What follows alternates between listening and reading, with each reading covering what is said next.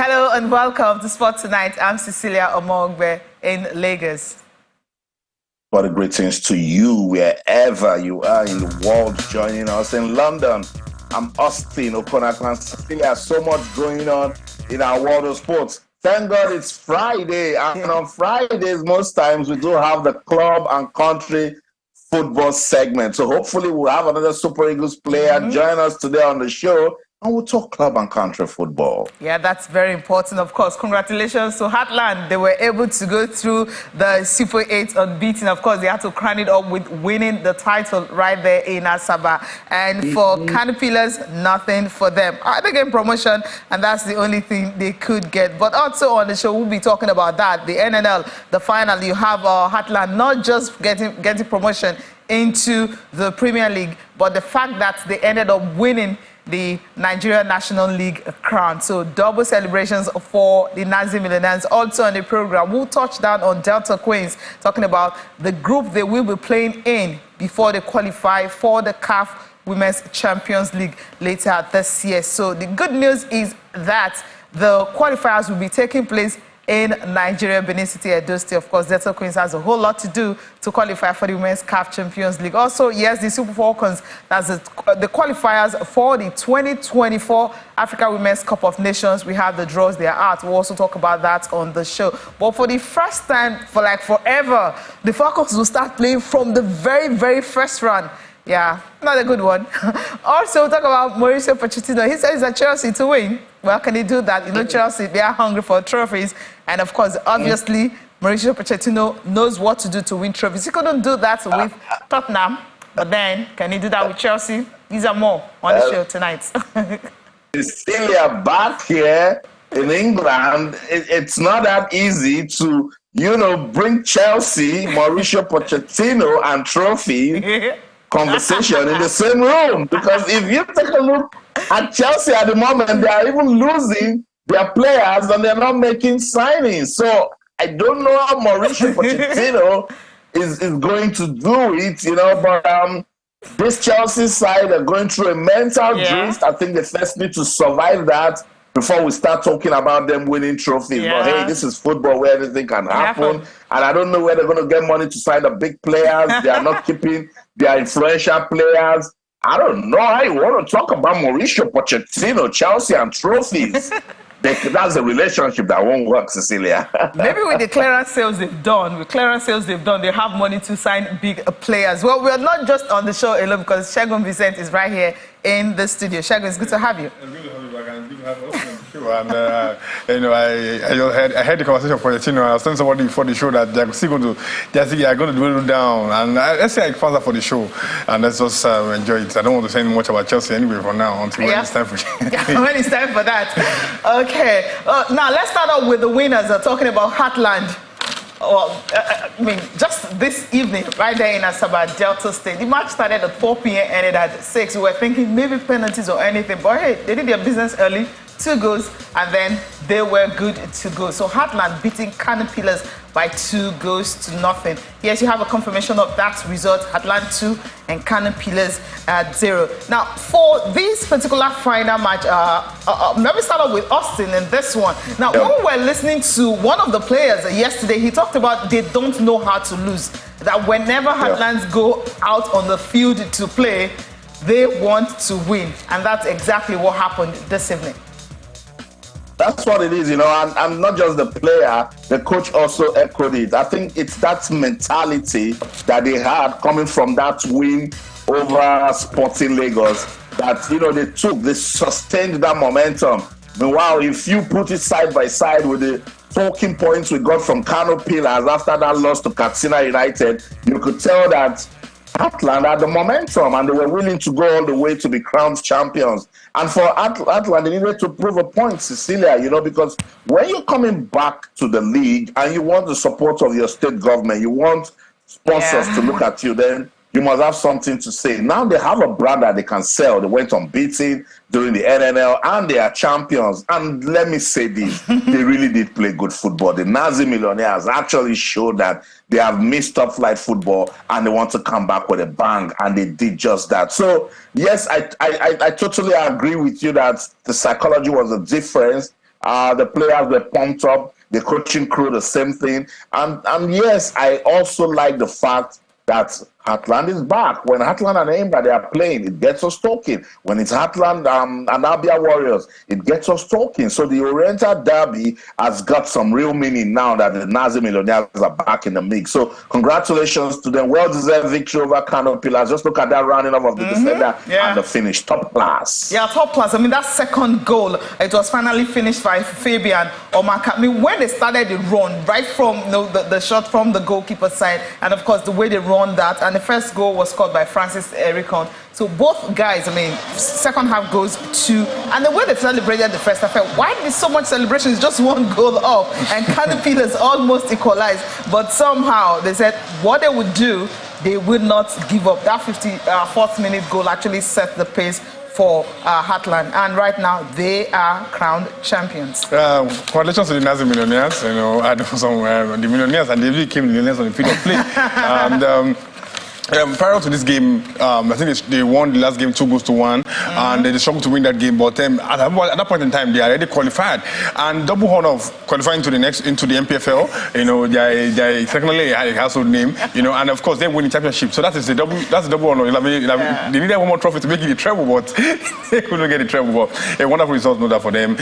This Heartland United, they showed forth class, they showed forth enthusiasm. They're celebrating so much when it's called the first goal.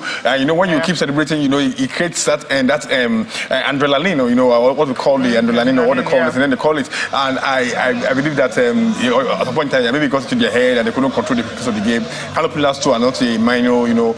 They had that after that they have kind of fantastic season in the MPF last season before they relegated, and after all, Heartland won the NNL. Kano Pillars are back, and we're going to see an exciting MPFL next season. Yeah, obviously exciting the MPFL next season. Austin, I mean, you saw the goalkeeper, Chisom Chiaga, when he was shaking his head, holding that golden gloves, how much this actually means to him. Because he actually made one fantastic save that could have gotten Kano Pillars back into the game. And I believe maybe that's the reason that he was looking at them like, this is it, and I got this one right in my hands. No, look, as a goalkeeper, you must step in when your team wants you. And if that ball had gone in, that would have changed the game entirely, you know. And he made that save, kept his team in it. And that's one moment he's always going to cherish, because truth is we underrate the role of goalkeepers, particularly when your team just goes on to win. People don't know the sort of work that goalkeepers do to coordinate the defense, that they do to keep their command, and most times when they are called to duty, they actually step up. So that's what he did, and that's why he's celebrating that way. And not just what Heartland did, Cecilia. I think I'm really impressed with the organization of the NNL Super 8. I don't know about you guys, but watching it on TV, that's the lower tier. And we're saying that if you start getting better from the lower tier, the top will also sit up. So shout out to the organizers of the Nigeria National League and the Super 8 and the quality of football that we saw. It was fantastic. Tells you that talent isn't the problem with football in Nigeria. It's administration, you know. So if you take a look at the goals that we saw from Sporting Lagos, to Katsina United or Kano Pillars and even Heartland, you could tell that there's no team that has qualified, that has gained promotion to the MPFL that is not worthy of that promotion. Fantastic football we saw right there at the NNL, and I'm so loving it. Yeah, I'm sure Kano Pillars really missed their talisman, talking about their captain, Rabiu Ali. He was suspended in the game against Katsina, and that's why he didn't play this one. But let's get reactions coming from that, starting from the Kano Pillars.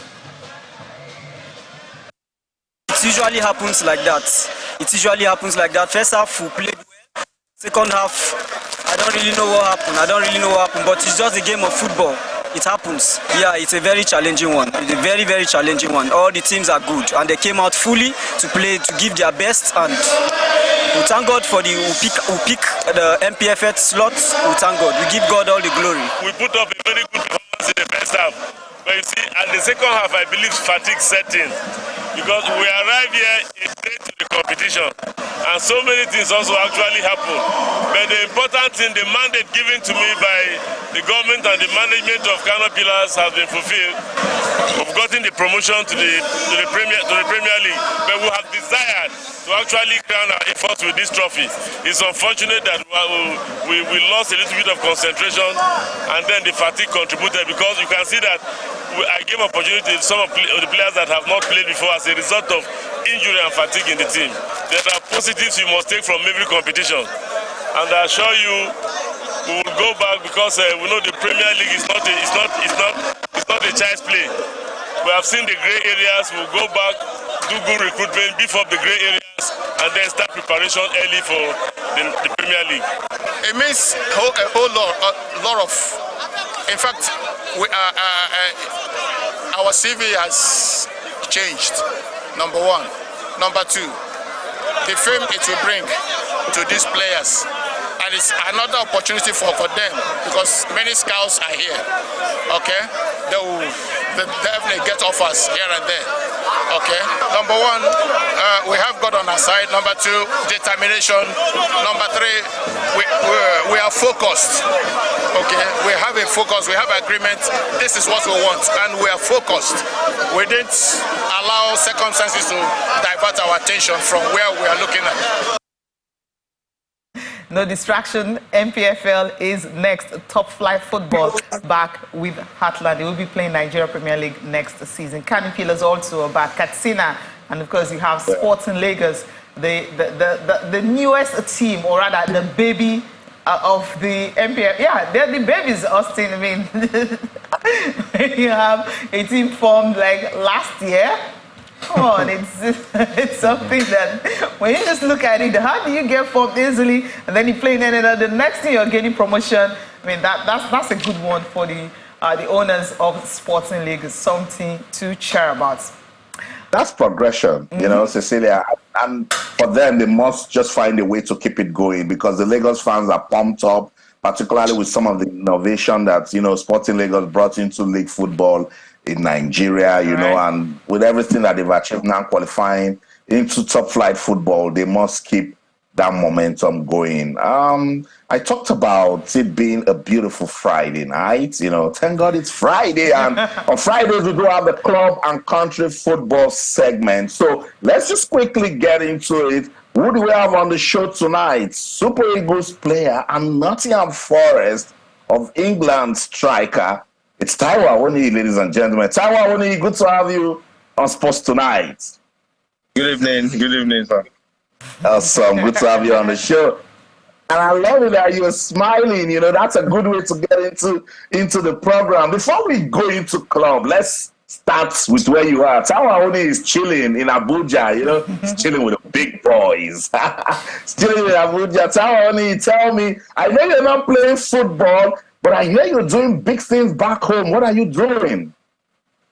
Yeah, for me, I'm just trying to fulfill what I've said into existence myself. I'm just trying to be the best version of myself, to help people in as much as I can. Not because I have the much capacity, but because I'm trying to do my best for the people, and that's just it. But this is something I like to keep to myself, if I will be honest. Awesome. It's good to give back to society. It's good to use your influence. And I'm glad you're doing just that. Let's get to football. The Super Eagles, you guys have qualified for next year's AFCON. It wasn't a sweet experience in Cameroon. What should we be expecting from you and your teammates this time in Côte d'Ivoire? Yeah, I think everyone in the squad is happy. The first stage is to qualify for the AFCON, which we did already. Then the next stage now is just to try everything possible to win the AFCON, which is the target for the country. The last one was an experience. I was there, and we are happy we are there again. And of course, we want to go there and want to win trophy for sure. Cecilia is in Lagos, and she'll take it from here. Yeah, I love the fact that you said the target for the country is the trophy, because that's what Nigerians want.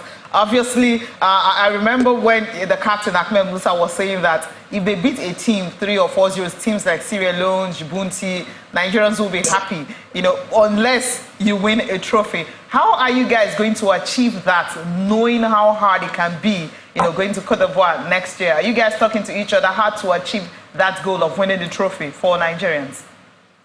Yeah, I think the truth is in football, no team can be pushed over. I think every country that is going there is going to challenge for the trophy. But we ourselves, the set of players that we have in the Super Eagles right now, these are players that are really hungry for success. They are really hungry to change things, not for themselves alone, but for their family at large. And I think that's what we say to each other every day when we meet together in camp, and that's the goal of the team. And I believe that's what the team is going to achieve by God's grace. Hopefully you guys can do that. How are you gelling with the team? Because I know you're one of the youngest players to come into the team. How are you gelling with the team? And also the young players who just came in, the likes of Divine Wanchuku, how are you guys coping together, the synergy in the team? Yeah, I think we had a good relationship because these are players that we've met in one stage or the other in life during the youth team, the under-20, the under-23, even the under-17. And I think it's a way that we created that bond again, and we had good relationship. And I think this is something that will show itself also on the field of play. Okay, before I go back to Austin, on this one, Nottingham Forest, when you guys came into the season, the numbers of players that came in and the coaches and everything, you were one of the new players that came in, the first season in the Premier League. How has it been for you? And the fact that you scored, Arsenal fans are not really happy. I have a friend who happens to be an Arsenal fan saying you scored against them. How have you been coping with the fans in Nigeria, Arsenal fans in Nigeria that you've met so far? And tell me about your season. Yeah, I think it was, at the beginning, it was a difficult season, to be honest. New environment, new league, and getting used to the team and everything. But at the end, this is what we do as a footballer. You just try to do your best to go against all odds. And at the end, we stay in the league, which is the most important thing. For me, I will count it as a very successful season, not only because we stay in the league, but because of the outcome of the season. And to the Arsenal fans, I think in Nigeria, they are really friendly. Of course, they tell me how sad they are, but at the same time, I've seen people that tell me, of course, we are sad, but for sure, we are still very, very happy that it was you that scored the goals and you are like one of our own. And that's the situation for me every time I met everyone in Nigeria. Interesting. Let's talk about the turnaround you had, Taiwo Awoniyi. What a season. 10 goals, and you scored important goals for Nottingham Forest. What was the defining moment for you when you joined Nottingham Forest? Yeah, I think for me, from the first day that I joined the club, I see it as the moment where I will be able to achieve my dream in the Premier League. And from the first day that I played, that I scored the first goal against West Ham, and that's the day I count as really the defining moment for me in the league. What's your relationship with the coach, Cooper? Yeah, I think for me, he is someone very, very honest in his opinion. And to be honest, the only reason that I moved to Forest was the meeting that I had with him and the statement he said to me, and that was what made me to decide I'm joining Forest, and because this is kind of coach I want to work under, and this is the kind of coach I want to play under. Taiwo Awoniyi will soon go on a break, but I want to ask you a very straightforward question, and please don't play with me. Don't even try to dribble me on live TV. Your name has been popping up on radio in England. Several clubs want Taiwo Awoniyi. Tell me, how close are you? No, don't even laugh. Don't even play with me. Where are you likely to go? I want you to say it on this show first. Who has been talking to Taiwo Awoniyi? Yeah, I think for me, I'm a player of Nottingham Forest. I'm under contract with Nottingham Forest for 5 years. And nothing has really changed for now. I've not signed any other club, so I still belong to Forest, to be honest. Tell me what the agents have been saying to you. What clubs have been trying to get you talking?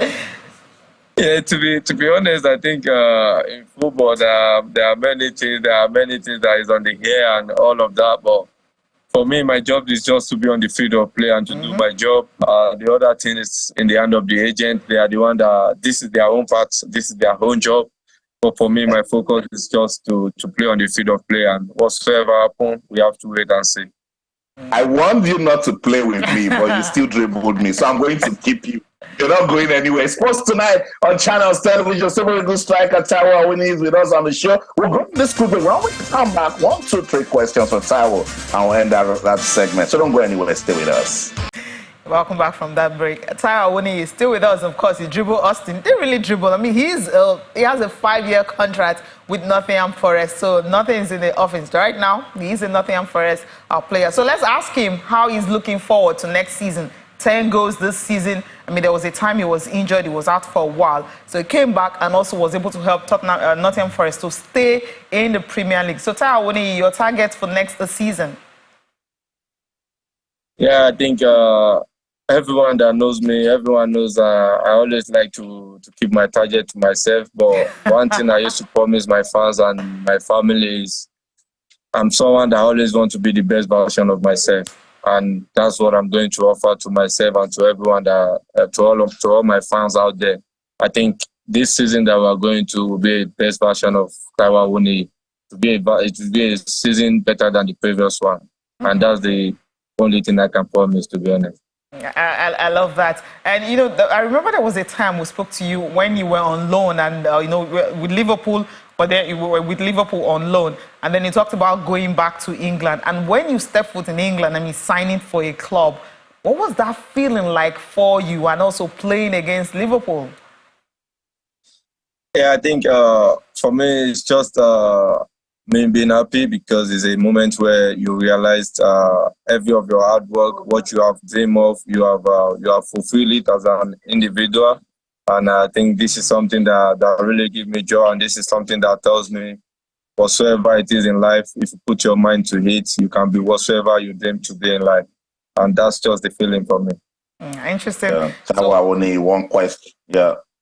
One question and maybe one from Cecilia, and we'll let you go. Let's bring it back to the Super Eagles of Nigeria. Lessons learned from the last Africa Cup of Nations that can be useful when we go to Cote d'Ivoire next year. What are some of the mistakes that you noticed in the team that we must correct as we prepare for the next AFCON? Yeah, I think like I used to say, our job is to be on the field of play. Our job is to play football. There are some things that the player doesn't really have an access to, but as a player that have been into different countries, you know what you to offer, you know what you have to do on the field of play. When it comes to the mistake and what the team needs to do and what the team needs not to do, I think it's in the hand of the coaches. They are the best they are the best in their position to tell the team what they need to be corrected. We as a player, we are just there to implement the instruction given to us. Still, should we let Taiwo Awoniyi go? He's just out to dribble me. Let's let him go. I want to ask him the final question, or maybe what the Federation can do in terms of good preparations going into Cote d'Ivoire. Yeah, I think it's still the same answer I'm going to give. Our job is to be on the field of play. Okay, all right. The Federation, they know best. They know what's best for the country, and they know what's good for the player. And I believe they are going to implement that, to be honest. All right, Taiwo Awoniyi, thank you so much for joining us this evening on the show on Club and Country Career. All right, thank you so much. Thank you so much, Taiwo. Thank you, sir. Well, yeah. Now, put me for fire.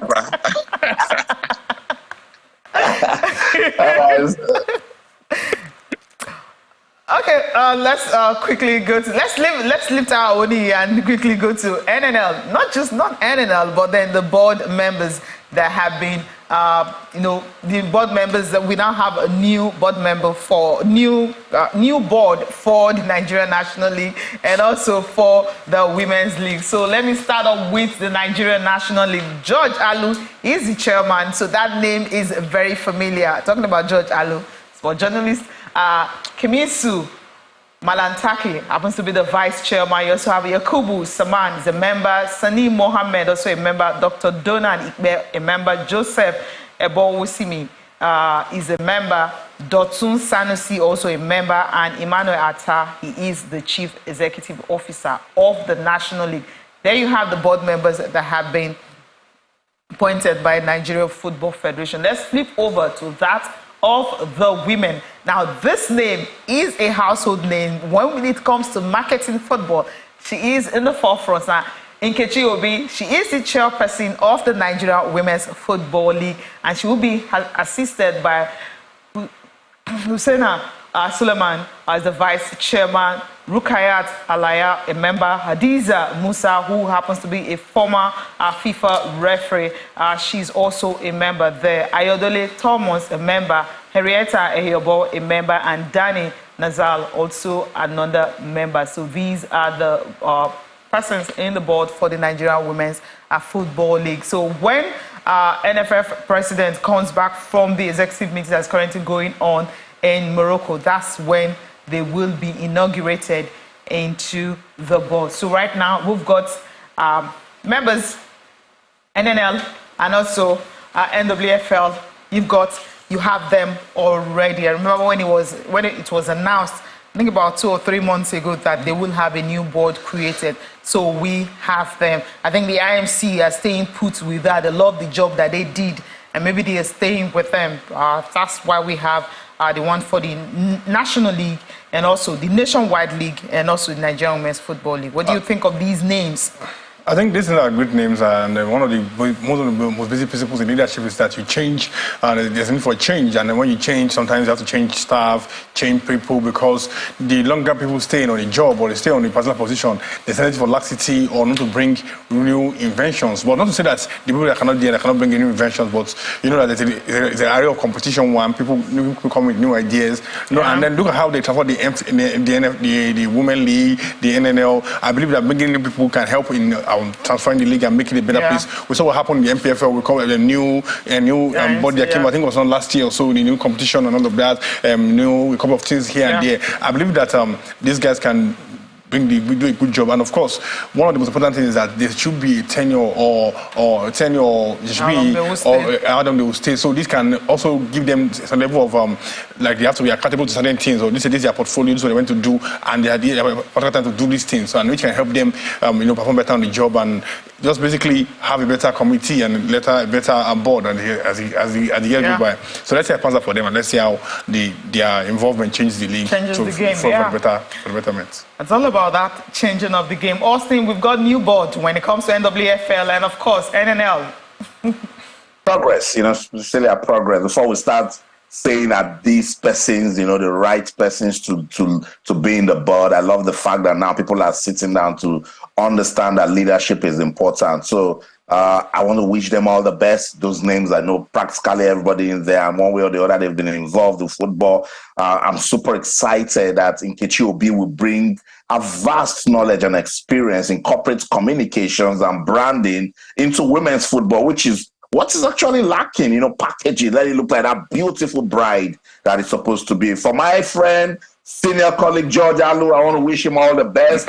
The NNL seems to be doing so good now, so let him bring his, experience as a veteran journalist, as one who has covered football internationally, that knows best practices and standards into the NNL, So I'm waiting to see get this board gets inaugurated and they get to work, Cecilia. Yeah, they have to get to work. As you mentioned, hopefully they can bring new innovation and everything into the league. We've been happy with what happened this season, and so hopefully we continue. We build on the success and not staying put. We want to see something different next season. That's right. Yeah, let's quickly switch over to the Nigeria Super 8 that's currently going on in Lagos. So the game for today, Heartland and Oh, Heartland, come on. You know, they're champions, so you should understand why. Remo Stars and Eyimba. Remo Stars not smiling. It ended in favor, of course, of Remo Stars winning by 2-1. That's Group A result. So let's flip over to the games that will be played over the weekend. So on Sunday, you have Remo Stars and Katsina United in action. Eyimba and Sporting Lagos will also be in action in Group A. And in Group B, Akwa United got a wild card to get here. Will be playing against Yobe Stars, and Rivers United and Lobby Stars will also be in action. So Saturday and Sunday, these are the games for the Niger Super 8. We talked about the more the merrier. When you're having so many, you will be happy about that. So Niger Super 8 is up and running, and Austin, Remo Stars, these guys, you need to be watchful because Eyimba just these are champions. We're talking about Nigerian champions. How can they get beaten like this? So easy. 2-1. But Remo Stars, they've shown that, you know, they can step up with the big boys. Yeah. I think the regular season, Eyimba didn't beat them. I think it ended draw at the Super 8, MPFL Super 6. They didn't beat Remo also. Remo is the team that has to be beaten these days by the big boys, because each time they see the big boys, I think they say to themselves that it is up there that they want to be. So I'm not surprised about that result, 2-1. Eyimba maybe still basking in, you know, when you win a record-breaking league title and you've qualified for the CAF Champions League, there will be some sort of rush of blood to the brain, you know, so they're still trying to, you know, get into it. It's the Niger Super 8. It's a good competition because the media will definitely get you talking. So Remo Stars has gotten it, you know, the way we want it to get off. So we'll wait to see what other teams can do. And you know the team I'm looking for to see what I know. Yeah, they got a wild card coming into this particular one. But then let me quickly ask Vincent. Austin is rooting for Akwa United. I know that. So, which team, are you rooting for? I think the game changer or the most surprising team is Remo Stars. And Remo Stars have an amazing record against Eyimba. Prior to today, they had 3 games unbeaten against Eyimba. And today, winning today makes it the 4th game.